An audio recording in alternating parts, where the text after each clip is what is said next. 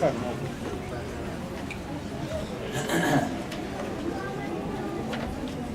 بالله من الشيطان الرجيم. بسم الله الرحمن الرحيم. الحمد لله رب العالمين. الحمد لله الذي هدانا لهذا وما كنا لنهتدي لولا أن هدانا الله. لقد جاءت رسل ربنا بالحق ونودوا أن تلكم الجنة ورثتموها بما كنتم تعملون. والصلاة والسلام على سيدنا ومولانا وحبيب قلوبنا السراج المنير المصطفى الأمجد أبي القاسم محمد.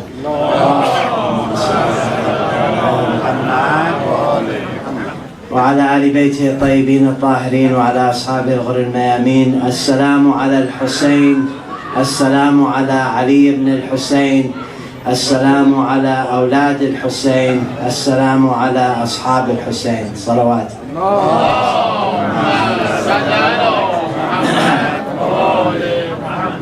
يقول الله في المحكم: بسم الله الرحمن الرحيم: وإن أوهن البيوت لبيت العنكبوت لو كانوا يعلمون. صدق الله العلي العظيم.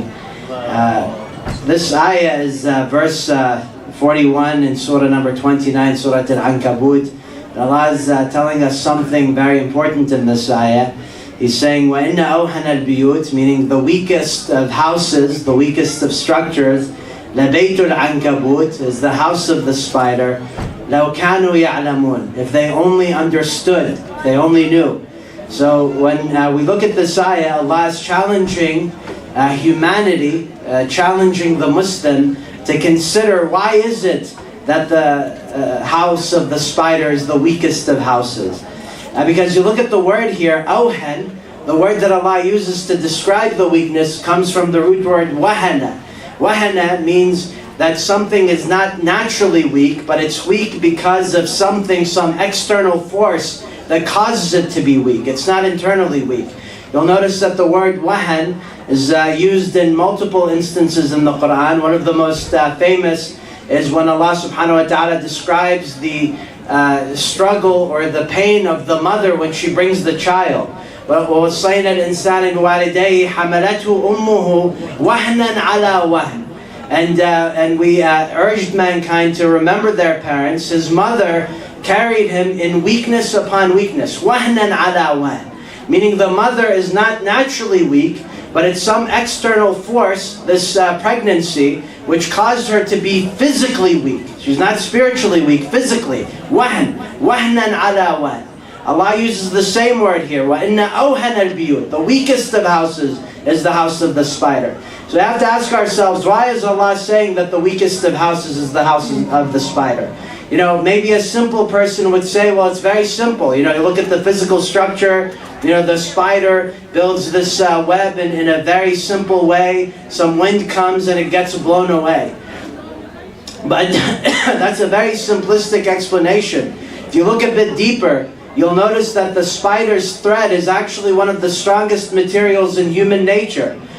You know, there's this concept called tensile strength. So the spiders, and this is how strong something is. The spider's, the web of the spider's thread has a tensile strength which is equal to steel. So physically, the spider's thread is not physically weak. In fact, there's another property, and I know there's many engineers here. There's a property called toughness. Toughness is a function of both tensile strength and something called ductility, meaning how you can bend something. So if you combine the strength and the ductility, the thread of the spider is actually the toughest material that's known to humankind. It's tougher than steel. It's tougher than Kevlar. You know Kevlar, which is the material that's used to make bulletproof vests. So the spider's toughness, the toughness of the spider web is actually much tougher than Kevlar. It's a very dense material. So if you were to take, you know, the spider's web and make it into something as thick as this, it would be much stronger than that. So physically, the spider's web is weak not because it's made out of a weak material. In fact, it's made out of one of the strongest materials known to mankind. So there must be another reason that the spider's web is called by Allah subhanahu wa ta'ala, that the spider's web is called by Allah subhanahu wa ta'ala the weakest of houses. So why is it? Well, we can step back and look at the name of the surah, Surah Al-Ankabut. You know, there's 3 surahs in the Quran that are named after insects. The first one, Surah Al-Naml, second one, Surah Al-Nahl, and the third one, Surah Al-Ankabut. Naml meaning ants, Nahl meaning bees, and Ankabut meaning spider. Notice the first 2 surahs, Naml and Nahl, are the plural form of the word, Namla and Nahla. Allah subhanahu wa ta'ala is telling us that these insects, the bees and the ants, the plural form of the word is used to describe the surah. But Surah Al-Ankabut, Allah uses the singular form, Ankabut. He doesn't use the plural form, Anakir, which is the plural form of many spiders. And this is actually, subhanAllah, a miracle of the Quran. You know, whenever you look at a spider's web, how many spiders do you usually see in a spider's web? Usually just one, right? This is a reflection of the spider's lifestyle.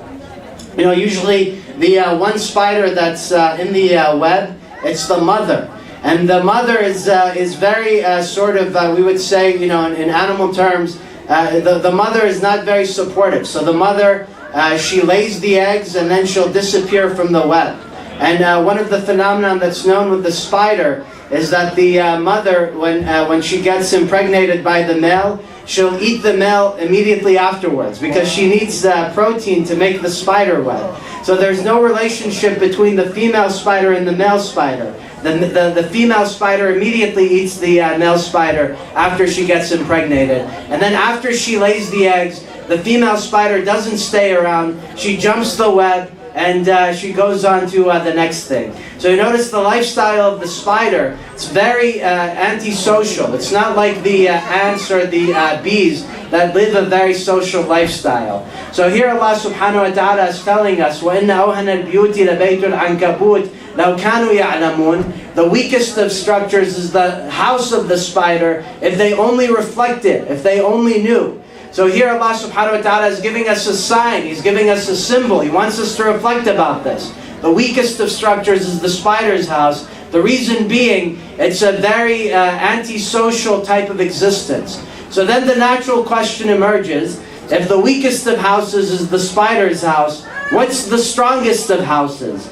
You know, Allah subhanahu wa ta'ala throughout in nature, whenever He gives us some example, He'll always give us the counter example. And the strongest of houses is the house of the Prophet, the Ahlul Bayt, salawat.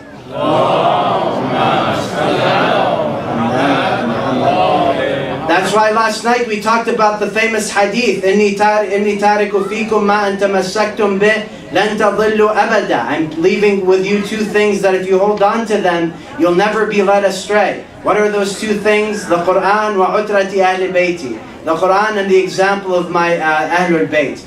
You know, oftentimes we take the Ahlul Bayt as being simply symbols of Islam, but Allah subhanahu wa ta'ala has not just given us the Ahlul Bayt as symbols, but He's given us the Ahlul Bayt as real life examples for how we should build our families, and more importantly, how we should interact with each other. Allah doesn't want us to create houses that are similar to the spider's house, where the mother is eating the father, both metaphorically and symbolically.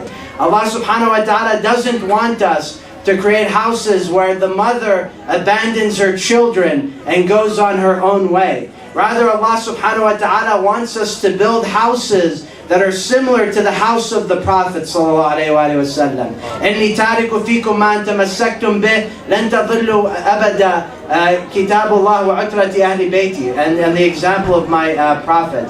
That's why in the Quran Allah subhanahu wa ta'ala tells us that the way that will be judged is essentially the way that we interact with our families. Allah subhanahu wa ta'ala in Surah Tahrim says, يَا أَيُّهَا الَّذِينَ آمَنُوا قُوا أَنفُسَكُمْ وَأَهْلِيكُمْ. O you who believe, protect yourself and your families. Allah doesn't say قُوا أَنفُسَكُمْ وَأَصْحَابَكُمْ, doesn't say protect yourself and your friends, doesn't say قُوا أَنفُسَكُمْ وَصَاحِبْ عَمَلَكُمْ, yourself and your boss, protect yourself and your boss. Doesn't say قُوا أَنفُسَكُمْ وَجَارَكُمْ, yourself and your neighbor. It says very explicitly قُوا أَنفُسَكُمْ وَأَهْلِيكُمْ, meaning protect yourself and your family. And in fact, the Prophet goes further to say, خَيْرُكُمْ خيركم خيركم لأهله. The best of you is the best towards his family. وأنا خيركم لأهلي, and I'm the best towards my family. Meaning, it seems that our families are the path towards our salvation. It seems that the family is something that Allah has given to us that really is the path towards us being saved, the path towards us reaching Allah subhanahu wa ta'ala. That's why you'll notice on the battlefield of Karbala, all of the Imam's friends, so-called friends and companions, the majority of them abandoned him. But who stuck with the Imam on the battlefield of Karbala?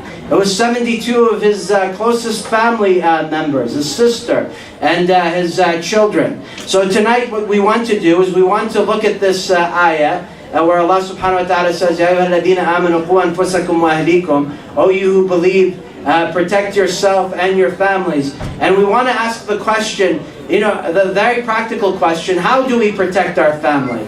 And specifically, tonight we're going to look at the family life of Imam Hussein and the practical lessons that we can extract from the family life of Imam Hussein.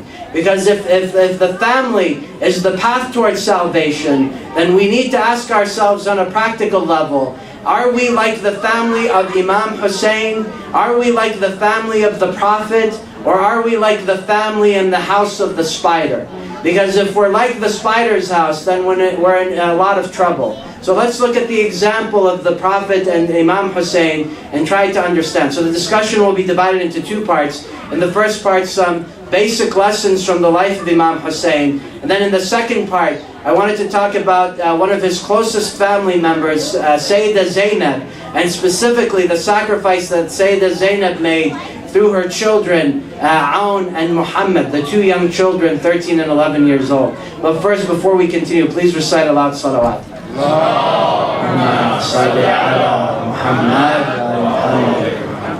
So the first lesson that we can learn from the life of Imam Hussein is we look at the environment that Imam Hussein was brought into. Specifically, the first lesson is that the foundation of a family starts with a good marriage partner. And arguably the two greatest marriage partners in Islamic history after Prophet Muhammad and Khadija were Imam Ali alayhi salam and Fatima al-Zahra. In fact, the Prophet sallallahu alayhi wa sallam says that had Imam Ali not been born, Fatima would never have gotten married. Meaning that he was born as Fatima alayhi salam's natural marriage partner. And why was it such a good natural marriage? You'll notice that on the night of the marriage, Fatima al-Zahra didn't ask, for example, for a extravagant dowry. She didn't ask for an extravagant party. It's a very simple marriage based on a foundation of believing in Allah subhanahu wa ta'ala. It was really a foundation based in love. Allah subhanahu wa ta'ala tells us in the Quran, وَمِنْ آيَاتِهِ أَنْ خَلَقَ لَكُم مِّنْ أَنفُسِكُمْ أَزْوَاجًا لِتَسْكُنُوا إِلَيْهَا وَجَعَلَ بَيْنَكُم مَّوَدَّةً وَرَحْمَةً. Meaning that marriage in Islam is based on a foundation of love and mercy. And this is something that all of us have heard this ayah at various marriage ceremonies. We've gone to many marriage ceremonies, and at the beginning of the marriage ceremony, the imam or the maulana who's doing the aqd will always recite this ayah. وَمِنْ آيَاتِهِ أَنْ خَلَقَ لَكُم مِّنْ أَنفُسِكُمْ أَزْوَاجًا لِتَسْكُنُوا إِلَيْهَا وَجَعَلَ بَيْنَكُم مَّوَدَّةً وَرَحْمَةً. But many of us, I think, don't appreciate how revolutionary this ayah is, and the fact that it explicitly mentions love and mercy as being the foundation of marriage. In fact, I myself didn't really appreciate this ayah until reading a book by a Western university academic, a woman named Stephanie Kuntz. The name of her book is Marriage, a History. And she talks about the history of marriage in human society. For a long time, today, for example, you ask people, why do people get married? And they'll say love is the foundation of marriage. But it wasn't always that way. If you look at marriage in traditional society, both Western and Eastern society, marriage was always an economic proposition, meaning you got married not for love, but for economic reasons. You wanted to improve your situation, you wanted to achieve some sort of stability in life, In fact, if you look at ancient history, according to this book, Marriage: A History, the Greeks thought that true love, the concept of love, could only be between men. This is according to Stephanie Kuntz. And that not between a man and a woman. Meaning, the love that one has for a partner had to occur between two men. And it's very unnatural to have that type of love towards a woman of the opposite gender. And the Greeks actually thought that love for one's spouse, for your wife, was a type of insanity. They would say, this man is crazy if you love your wife. They thought that, you don't show your love or your emotional love towards your wife, but rather you show it towards, people of the same gender. In the Chinese language, and I was really surprised by this, in the book she mentions this. She says in the Chinese language, the term love did not traditionally apply between husband and wife. There was never really a word in the traditional Chinese language to describe the love between a husband and a wife. It was used to describe, illicit affairs. Like, if you have a, extramarital affair, that's the word that was used for love. So in the 1920s, and this was really remarkable in this book, Marriage: A History, by Stephanie Kuntz. She said in the 1920s, a group of intellectuals invented a new word for the word love between a husband and a wife. The Chinese language, the Communist Party, they had to bring together some of their intellectuals to come up with a word for love that describes the relationship between a man and a husband. And because they thought such a radical new idea required a word of its own. So they came up with an idea like that in 1920. In fact, it's not until about the 1940s that the concept of love goes into traditional definitions of marriage in the West. And according to this book, this was really driven by a company called De Beers Diamond Company. So many of you know the Diamond Company. Up until recently, if someone wanted to get married, you would never give them a diamond. A diamond is probably one of the most worthless pieces of gems in human history. There's so many diamonds in the world, that they're really, they have no real value. The value is artificial, it's created. So people, and by the way, for the sisters, if you want, the most valuable gem is actually the ruby. So if you really want something valuable, ask your husband for a ruby jewelry, not diamonds. Diamonds are, completely pointless. But so in the 1940s, this company, the De Beers Diamond Company, found that diamond sales were very slow. So what they did is they created an entire ad campaign saying a diamond is forever. Essentially linking this physical object with love. And that's when Stephanie Kuntz says this concept of love marriage takes off in 1947. And it was really primarily driven by an ad campaign, a marketing campaign by a diamond company. A diamond is forever. So now you have people, when they get married, they think that the diamond is what you give. But in fact, it's not what was given to Imam, to Fatima Zahra by Imam Ali, to Khadija by the Prophet. It's a recent invention. Going back to this ayah, what does Allah subhanahu wa ta'ala say? وَمِنْ آيَاتِهِ خَلَقَ لَكُم مِّنْ أَنفُسِكُمْ أَزْوَاجًا لِتَسْكُنُوا إِلَيْهَا وَجَعَلَ بَيْنَكُم مَّوَدَّةً وَرَحْمَةً. Allah in this ayah is saying over 1400 years ago, He's placed between you love, mawaddah. Mawaddah, which is a love based on understanding, comes from the root word wid, which means a very deep type of love. Wa rahma, and mercy, meaning it's not just love, because if you just have love, your relationship will fall apart. You need to have understanding and compassion for each other. In fact, it's very interesting. There's a man named John Gottman. He's considered the world's leading divorce expert. He can look at two couples, a man and a husband, and he can predict, he claims, with 90% accuracy whether they're going to get divorced, because he's looked at thousands of videos. And what he's found is that the videos of couples interacting with each other. And what he's found is that the key to a successful marriage is kindness and generosity. Going back to the ayah, mawaddatan, not just mawaddah, not just love, but the rahmah as well. Mercy, meaning forgiving each other, meaning being generous to each other. It's not just enough to be in love with each other, but rather it's love followed by rahmah, meaning mercy, meaning generosity, meaning forgiveness. Salawat.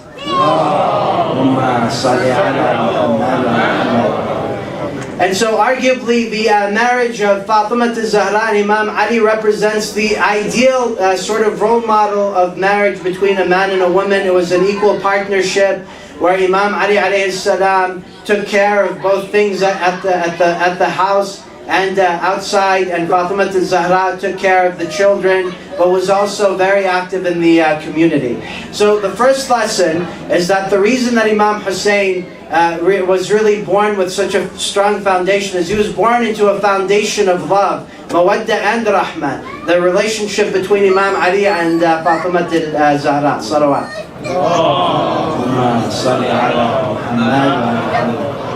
So the second lesson that we learn is the importance of the entire family. So it's not just the mother and father. So it's important that Imam Hussein had a very strong relationship with Imam Ali and Fatima. But the relationship extended beyond Fatima and Imam Ali alayhi salam, extended to his extended family. So for example, his name was given to him by his grandfather, the Prophet sallallahu alaihi wasallam. The Prophet gave the name Hussein to Imam Hussein. So Imam Ali alayhi salam and Fatima al-Zahra alayhi salam gave the honor of naming the grandson to the Prophet sallallahu alaihi wasallam. And the Prophet, by naming Imam Hassan and Imam Hussein, was also trying to set an example for the type of name that we should give our children. You see, the importance of the name is really a reflection of the individual throughout their life. And up until that time, during the time of Jahiliyyah, people would name very unusual names. There's, for example, if you look at the history, there were many people who were kuffar, and then when they converted to Islam, the Prophet recommended to them an alternative name to take over their previous name. For example, there was a man named Ghawi ibn Zalim, which means immoral son of oppressor. That was his name. So the Prophet recommended to him, change your name to Rashid ibn Abdullah, a better name. There was another man named Baghal, which means hated or despised. The Prophet recommended to him, change your name to Habib. There's a man named Abu al-Shar, which means the father of evil. The Prophet told him, name yourself Abu al-Khair. Abu al-Khair, meaning the father of goodness. There's a man named Abdul Jinn, slave of jinn. The Prophet recommended to him Abdullah. So there were many crazy names during that time. And many of us laugh, but you look at the naming, the way that many of us name our children today, right? We don't choose names that have a beautiful meaning. Rather, we choose names that that have no meaning but are just very trendy. They have no deep meaning. Whereas look at the naming of Imam Hussein. The Prophet ﷺ chooses a name that actually means beauty. Hassan means beautiful. Hussein is the diminutive form of beauty. So the second lesson here is that the entire family is important, especially the grandparents. And more importantly, it's important to name the child a reflection that would make the parents and the grandparents proud, such as Hassan and Hussein and Zainab. Salawat.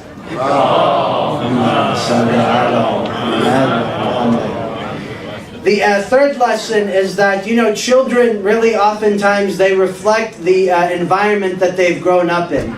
So if children have grown up in a harsh environment, they'll reflect that harshness in their interaction with other people.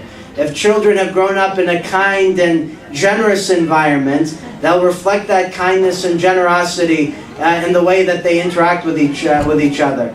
So one time a man came to the Prophet and he saw the Prophet kissing Imam Hassan and Imam Hussein. They were very young children, so he would pick them up after Salat and he would kiss them and hug them and play with them. And this man who came to the masjid was a man named Al-Aqra' bin Habis al-Tamimi, meaning the bald one. That's what he was called, the bald one, Ibn Habis al-Tamimi.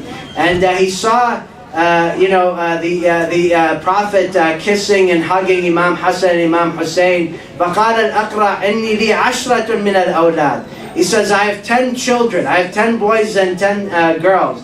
مَا قَابَلْتُ مِنْهُمْ أَحَدًا. He says, I've never hugged a single one of them. Meaning he's being, very proud about, how he's never hugged his children. فنظر إليه رسول الله صلى الله عليه وآله وسلم ثم قال من لا يرحم لا يرحم. The one who does not show mercy will not be shown mercy. You see the importance of this. If you don't show mercy to your own children, how do you expect them to show you mercy when you grow older? If you don't show mercy towards your children right now, if you treat them harshly, how do you expect them to treat other individuals? This is the environment that Imam Hussein grew up in, where his grandfather was constantly hugging and greeting him, and whenever he would see his children and the grandchildren, he would always greet them with some good greetings. And you'll notice it was this attitude before Imam Hussein before Imam Hussein alayhi salam goes to Karbala. Where does he go first? He makes ziyarah of the Prophet ﷺ on his way to Karbala. When he leaves Medina, the first thing that he does is he stops by the grave of his grandfather, the Prophet ﷺ, and he sends ziyarah to the Prophet, and then he goes to Mecca, then he goes to Karbala. You see, the love that Imam Hussein was showing the Prophet was a reflection of the love that the Prophet gave Imam Hussein. Salawat.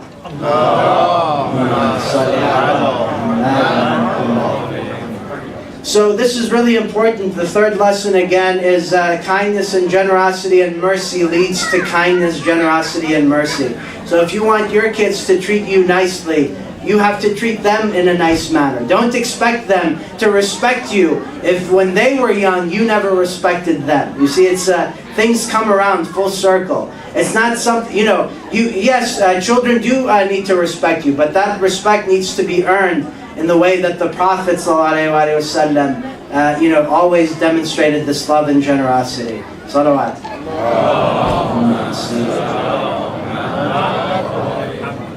The fourth lesson is the importance of, our success as individuals is ultimately determined by our relationship to our parents. Meaning, any success that we have in life is ultimately because of the dua that our parents make for us, and it's ultimately because of the interaction and the advice that we take from our own parents. Many people oftentimes overlook this. They reach a certain age and they'll say, I don't need my parents. But in fact, it's the parents' dua that makes an individual successful or makes an individual not successful in this world. And probably the greatest example of this is the example of dua mashlul. I don't know how many of you know about this dua al-mashlul, but I'll tell you the story about this dua. So this dua was narrated by Imam Hussein after an event that happened during his lifetime with Imam Ali alayhi salam. There was a man named Manazil bin Laha, and one time Imam Hussein alayhi salam was with Imam Ali. They were in the Kaaba. They were making salat, and it was very late at night, very dark. There wasn't anyone there except for Imam Hussein and Imam Ali. They were there at the Kaaba, doing salat and making dua. And all of a sudden, they hear some crying, and Imam Ali alayhi salam tells his son Imam Hussein, go find out what the source of that crying is. So Imam Hussein alayhi salam goes, and he finds an individual named Manazil ibn Lahaq crying. And he tells him, why are you crying? And this man Manazil was paralyzed. So the Manazil goes on to tell him the following story. He tells him that when I was younger, I was always messing around. I was always taking money from my father, going out, having a good time. And one time, I wanted to go out, and I didn't have any money. And I knew my father hid the family money in a certain location. So I went and I took the money without telling my father. My father sees me leaving the house. This is Manazil. My father sees me leaving the house with the money, and he tells me, where did I get the money from? He says, I got into an argument with my father, and then I twisted his arm, I threw him to the ground, and I left the house and I enjoyed a party. This is Manazil talking about how he mistreated his father. So Manazil says, my father became really upset at me. So he went and he raised his hand and he made a dua that I become paralyzed and that Allah punishes me for the actions that I did. And he says, ever since then, I've been paralyzed. So he says, one day, eventually my father, because he had such a generous heart, he forgave me. So he said, let us go to the Kaaba. We were making our way to the Kaaba so that my father could make a dua so that it could remove the paralysis from me. But he says, on the way to the Kaaba, my father all of a sudden fell ill and he passed away. And so he was never able to make the dua for me to remove this paralysis from my body. So that's why I'm crying. Because I had made a big mistake in my lifetime. I had upset my father. I had mistreated my father. My father forgave me, but now I'm in the situation where my father has passed away and I'm no longer able to recover. So Imam Ali alayhi salam hears the story. Imam Hussein tells the story to Imam Ali, and Imam Ali gives the dua al-mashlul to this individual to recite. He recites the dua and eventually he returns back to normal health. So the point of this dua, and this dua, by the way, you'll find it in the books of dua. I would urge you to read it. It's a beautiful dua. It mentions the names of Allah subhanahu wa ta'ala. Dua mashlul. The point of this dua is that it reminds us that the relationship that we have in our lifetime, really success in this life is dependent on our relationship to our parents. If we have a good relationship, Allah subhanahu wa ta'ala will bless us with many blessings, both in this world and in the hereafter. If we have a poor relationship with our parents, Allah subhanahu wa ta'ala will close the doors of rizq, will close the doors of sustenance, both in this world and in the hereafter. Salawat.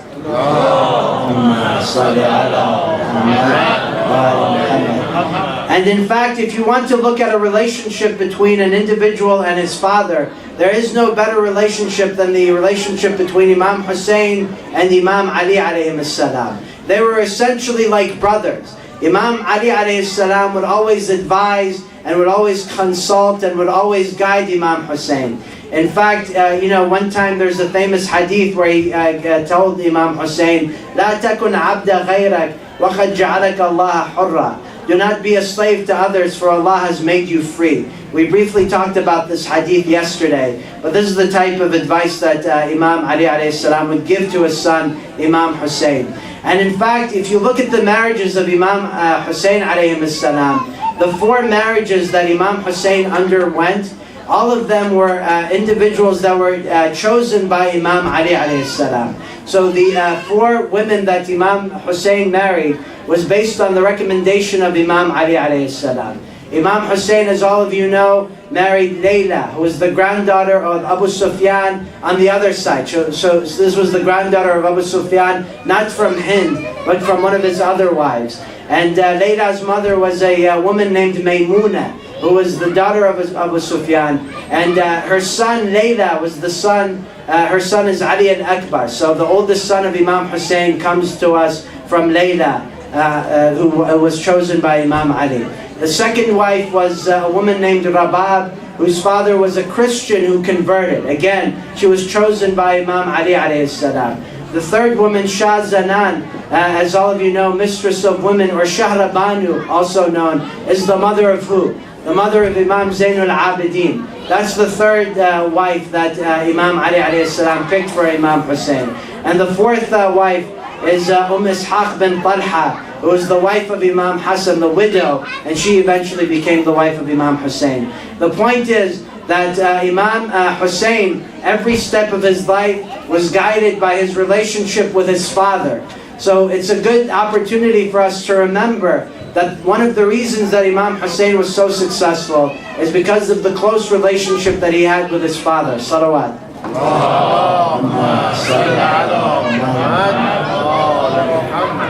And the 5th lesson that we can learn from the life of Imam Hussein. So we've gone through 5 lessons so far. First one being that a strong family depends on a strong foundation, marriage foundation, based on love and mercy. Second lesson being that the importance of the entire family, the grandparents as well, not just the parents.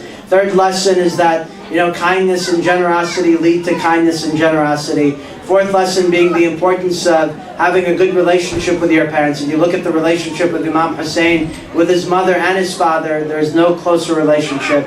And the 5th lesson is that Imam Hussein alayhi salam benefited from a very strong relationship with his brothers and sisters, with his brother Imam Hassan, with his brother Abbas, with his sister Zainab alayhi salam. And those were the individuals who supported him on the battlefield of Karbala.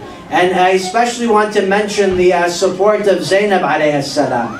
You know, people often wonder, why is it that Zainab went by herself? Why did her husband, Abdullah ibn Ja'far al-Tayyar, why did he stay behind?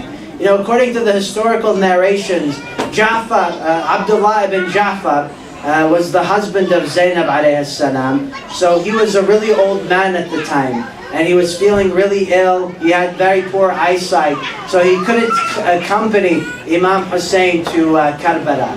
So Zainab alayhi salam asked for permission from Abdullah. Said, I have been with my brother for 55 years. Remember, she was 55 years old during the time of the migration to Karbala. She asked Abdullah, she said, I've been with my brother for 55 years, for almost every day of his life. I'm not going to leave him now. So Abdullah ibn Ja'far al-Tayyar allows her to go to Karbala. He doesn't say you have to stay behind and take care of me. He says, go with your brother, father, the Sayyid al-Shuhada, the prince of the martyrs. So Zainab alayhi salam goes to Karbala with two of her sons, Aoun, who was 13 years old, and Muhammad, who was 11 years old. Some narrations tell us that Muhammad was maybe a step son, but I think the more authentic relation is that it was really her actual son. And so Zainab accompanies Imam Hussein alayhi salam to the battlefield of Karbala with her two sons. And I just want you to understand the strong family structure there. The fact that his sister accompanies him to Karbala shows you the strong foundation that the family had established. Imam Ali and Fatima al-Zahra, that they encourage this type of relationship between the brothers and the sisters.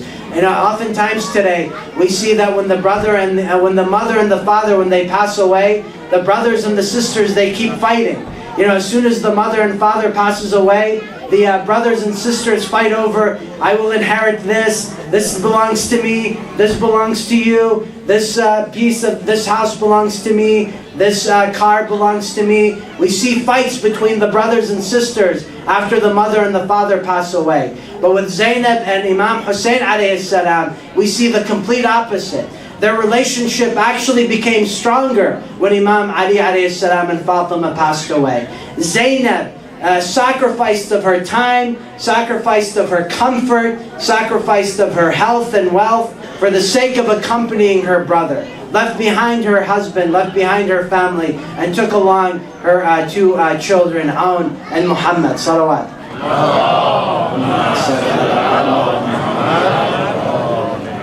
And it's not just Zainab. You know, we often forget that there were many mothers that sacrificed on the battlefield of Karbala. Layla sacrificed Ali al-Akbar. Rabab sacrificed Ali al-Asghar. We have the sacrifice of Qasim, the mother of Qasim, sacrificed that. But arguably one of the greatest sacrifices was the sacrifice of Sayyidah Zainab, of her two children, Aoun and Muhammad. So on the day of Ashura, Aoun, who was 13 years old, and Muhammad, they kept repeatedly wanting to go onto the battlefield. But Imam Hussein prevented them from going onto the battlefield. And the reason being, he kept telling them that your young children, jihad is not obligatory for you. You don't have to fight. Stay in the tents. Aoun and Muhammad, they kept crying. They said, we came here to join our uncle on the battlefield. Why aren't you allowing us to go on the battlefield? Zainab sees her children crying, and she asks them, what's wrong? Why are you crying? And they tell her, we've come here to join our uncle on the battlefield, but he doesn't allow us to go on the battlefield. So Zainab hears this, and rather than telling them stay here and just be quiet, she calls her brother Imam Hussein to the tent, and she tells him, what is it that my children are telling me, Muhammad and Aoun, that you're not letting them go on the battlefield? Imam Hussein alayhi salam again repeats the fact that jihad is not obligatory for the children. So he doesn't feel comfortable having Aoun and Muhammad coming on the battlefield. When Zainab hears this, Zainab herself starts to cry. She said, my brother, you do not have comfort, or you don't have any confidence in me? How will I find my mother and father, Imam Ali and Fatima, on the day of judgment? How will I answer to them when they ask me, why didn't you send your children on the battlefield to help their uncles? So Imam Hussein alayhi salam, his eyes start to tear up as well, and he lets Qasim and Aoun and Muhammad come on the battlefield. They were 13 and 11 years old. Suffice it to say, they were very courageous in the battle, but eventually they fell down onto the ground and they committed the ultimate sacrifice for the sake of Haqq.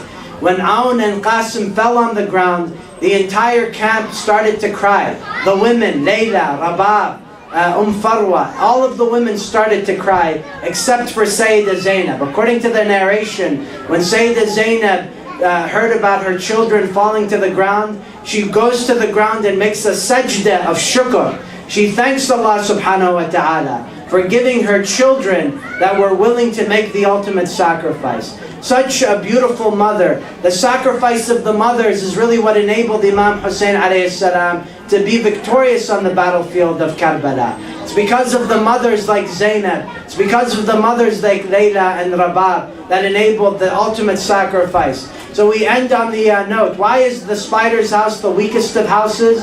It's because the mother of the spider web is a very selfish, very territorial animal. Whereas the mothers of Ahlul Bayt across the board were individuals that made sacrifices of their comfort, their time, the complete opposite of the spider. We have individuals like Sayyidah Zainab, we have individuals like Fatima. And I'll just conclude here with a small poem from Khalil Gibran that I think, whenever I read this poem, I always think of Sayyidah Zainab, and I always think of Fatima al-Zahra, and I always think of my mother. And I want you tonight to think of your mothers. Think of the sacrifices that your mothers have made for you to be here where you are today. The fact that you're here attending a majlis is really ultimately because of the sacrifice of your mother and your father. So thank your mother and thank your father. Thank Allah for the ability that all of you are here. So I'll just conclude with this poem from Khalil Gibran, as all of you know, the famous poet, that I think is very reflective of the importance of mothers, but also the contribution of Sayyidah Zainab. He says, the most beautiful word on the lips of mankind is the word mother, and the most beautiful call is the call of my mother. It is a word full of hope and love, a sweet and kind word coming deep from the heart. The mother is everything. She is our consolation in sorrow, our hope in misery, and our strength in weakness. Whenever you're weak, it's your mother, the dua of your mother that makes you strong. She is the source of love, mercy, sympathy, and forgiveness. He who loses his mother loses a pure soul, who blesses and guards him constantly. On the battlefield of Karbala, Zainab was guarding and protecting Aoun and Muhammad. Although they physically passed away, it's because of her dua that we remember them today, over 1400 years later. It's because of the dua of Zainab, the mother, towards her children, Aoun and Muhammad, that in San Diego, thousands of miles away from Karbala, we're remembering Aoun and Muhammad. Please remember Zainab and your mother and all of the mothers of the shuhada that enabled the ultimate sacrifice to happen. ربنا لا تؤاخذنا إن نسينا وأخطأنا ربنا ولا تحمل علينا إصرا كما حملته على الذين من قبلنا ربنا ولا تحملنا ما لا طاقة لنا به واعف عنا واغفر لنا وارحمنا أنت مولانا فانصرنا على القوم الكافرين. صلوات.